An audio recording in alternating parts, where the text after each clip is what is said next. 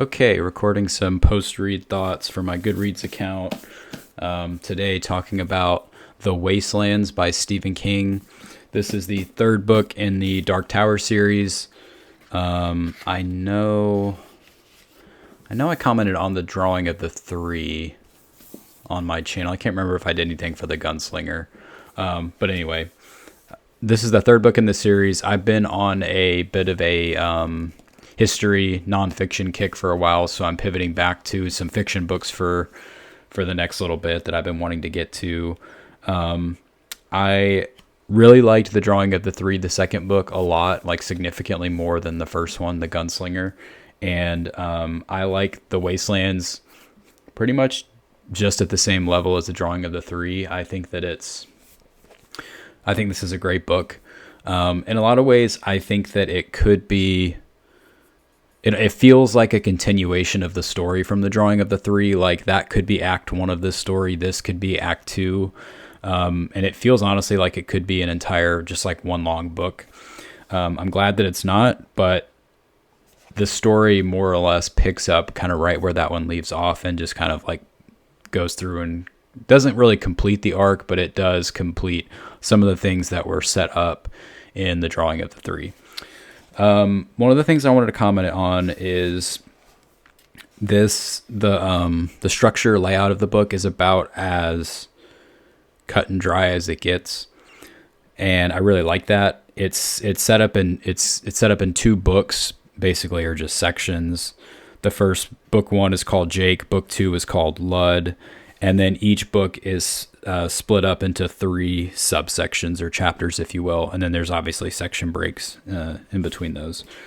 So, and I'm going to spoil it just for myself when I come back and revisit these in however many years to kind of remember what stuck out to me about it. But the initial first section is really just, again, continuing where we left off at the drawing of the three. And now Eddie and Susanna, our two new gunslingers, are being trained by Roland, and there's just a lot of character moments between the three of them that I really like in this. It's kind of those slower moments on their journey, and they end up coming across the large Shardik is the beast name, but it's kind of like a bear cyborg type thing that's supposed to be protecting this one end of the beam, which then the other end of it is kind of what they figure out. If you follow the other end of it, it'll lead you to the Dark Tower.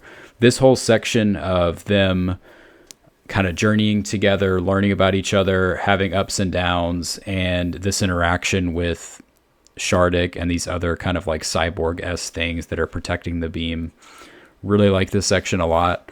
And again, I especially like how Eddie and Susanna are kind of coming into their own, which I think is pretty cool. This may have been my favorite section in the whole book, not gonna lie. I just liked the character development between all three of them. I like seeing how Eddie and Susanna develop from the second book. I feel like they really grow and kind of become their own, just take a lot more agency in this story, and it takes time for that to develop, so I like those moments.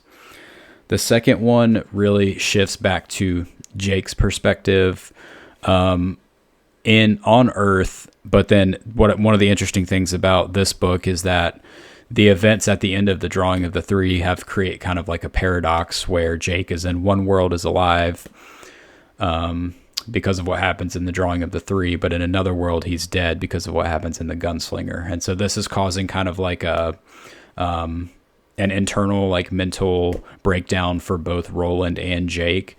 And so the second section with Jake, I like the parts where he's still just like trying to go along about his normal everyday life and school and with his parents and family and everything, but he's mentally having this kind of breakdown, and the same thing is happening to Roland throughout the journey.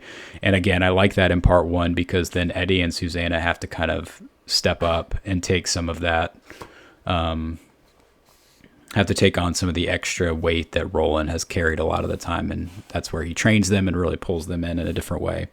And so I like this early section with Jake. He then kind of gets on, he's having like visions and dreams of kind of the Dark Tower himself, and then so he gets pulled kind of along his own path of the beam, and that eventually culminates in part 3 of book 1, which is essentially where he tracks down basically a portal between his world and then Midworld, where our quartet is of Roland, Susanna, and Eddie.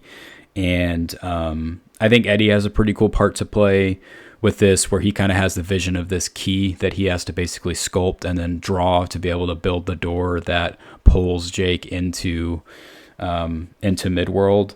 And I like the sequence where Jake kind of gets to that portal. It's in this like old abandoned house. It's really the only like horror elements that I felt out of this book and maybe the whole series so far. I guess the Gunslinger has some with the mutant creatures at the underground kind of like mines or whatever you call that section. But where Jake is kind of like battling against the house is kind of falling in on itself, trying to protect against Jake, being able to get through this portal.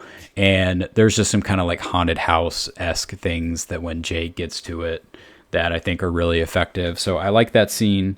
And again, it ultimately ends in Jake being pulled into Midworld. So now he grows. This is where we meet the Billy Bumbler Oi, which was such a good character. Really just like a companion dog-esque figure that is just like so good. So then the 5 of them now are continuing their path along the beam, working on foot slowly towards the Dark Tower. They eventually come across the small town, I think it's called River Crossing, where you don't know originally like if there's going to be again a lot of enemies. They don't really know what they're going to face as they progress towards this, but they end up meeting a bunch of people that are actually like, they end up having a big like dinner together, and they share like an evening, and it's this really cool actually like seeing kind of like what the world was before it all went downhill. And I think that's a pretty cool scene. It was nice to just see something actually kind of go well for all of them. And again, you're getting more character development, interactions, and some insight into like Roland's past that he's now sharing with Jake, Susanna, and Eddie. And he's been doing that really across the entire book, like reluctantly at times, but they've been asking him to share more. And this book really does a good job of just opening the lore of like more about the Dark Tower, how the beams operate, the portals between worlds, like just kind of opening up all this stuff, which I think was really cool. They're trying to progress to the city of Lud, and after they leave River Crossing, they go and they find this really old, dilapidated bridge. And I think it was this really interesting and well done set piece where they're having to traverse this bridge that seems like it could fall at any moment.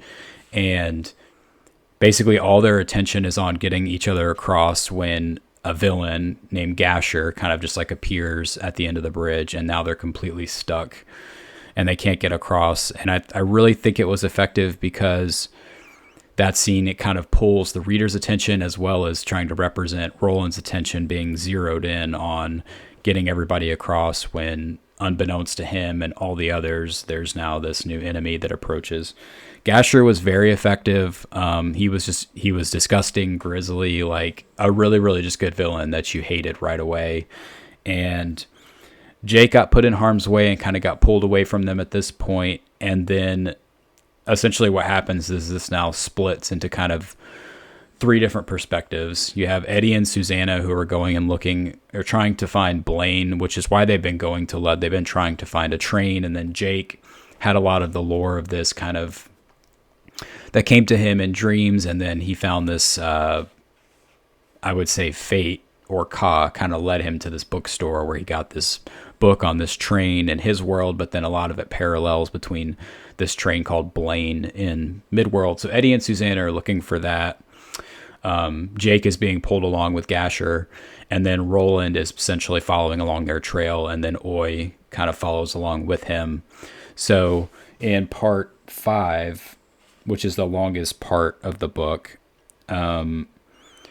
basically goes from perspective. It shifts one after the other and kind of rotates. This is the part that I maybe like the least about the book because there were certain sections of it that I was more interested in. So when, for example, we would go back to Eddie and Susanna, I would just want to see what was happening with Roland, chasing after Jake.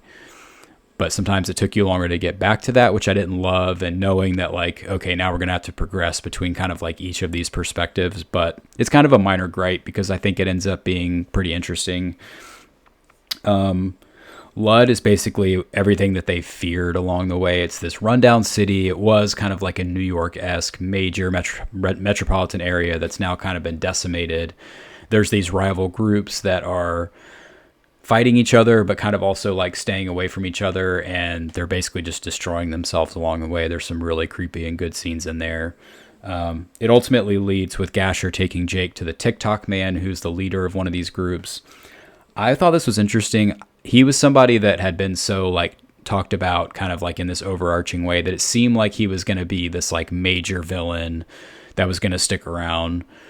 And he does interact with Jake a little bit, but by the time Roland catches up, he really gets dispensed with pretty quickly. There's obviously the reveal towards the very end that he does survive, and Randall Flagg, or the Man in Black, kind of like brings him to and is kind of like trying to heal him and bring him along for his own purposes. But I like that it was the TikTok man was kind of just like Roland overtakes him immediately and saves Jake. I like that from the perspective of this book, because Gasher ends up actually being more of an enemy because they had to do more work tracking him down and everything like that. But again, when Roland confronts Gasher as well, I thought it was pretty effective that he just guns him down immediately and saves Jake. From this point, the last section of the book is basically them. They have to race to kind of all get on Blaine, convince Blaine that they should be able to take a train out of the city, as, you know, the city is basically collapsing on itself and it's all being destroyed at this point. And that's when they successfully board the train and are being taken out of the city, and they could traverse through the wastelands, which I really think, again, this book does such a good job of opening up the world, and you see a lot more of it. You see kind of like how it's fallen and how it's really dilapidated. And there's kind of some scary, there's some scary creatures mentioned. It's like this hellish landscape. It's really well done. And then the other kind of criticism is that the book kind of just ends without a resolution to this plot thread. You know where they're trying to get to, but you don't really know if they're going to make it after you figure out Blaine basically has an intention to crash somewhere and strand them, essentially. So I really like this book. I think there were really good character interactions and development. I think some of the characters like Susanna and Eddie kind of come into their own, and they have their own identity. I feel by the end of this book, you see why they're indispensable to the group or this quartet, and why they're going to be needed for Roland to be able to succeed in his quest. Jake is probably the least interesting character out of all of them to me, but I still think the sequence of them pulling him into Midworld is pretty cool. And I like that in all the discussions between like Jake's childhood in New York, Eddie's childhood in New York, Susanna's also from there.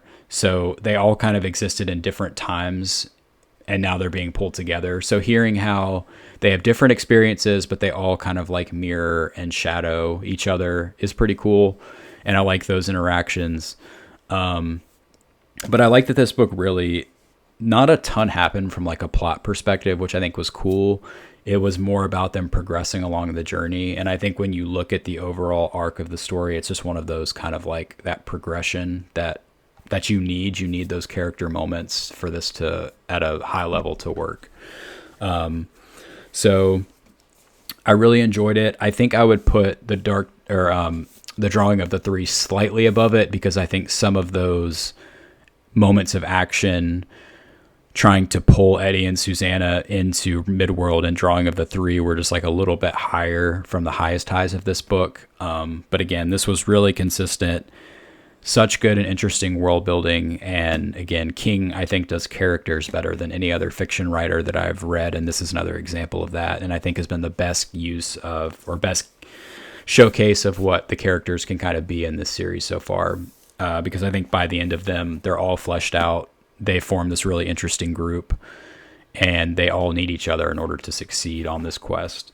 So again, I didn't love that it kind of ends on a cliffhanger, but at least now, like, it's not like you have to wait for the next book. You know, all the books are out at this point, so you can just kind of go from one to the next. But yeah, I really enjoyed this.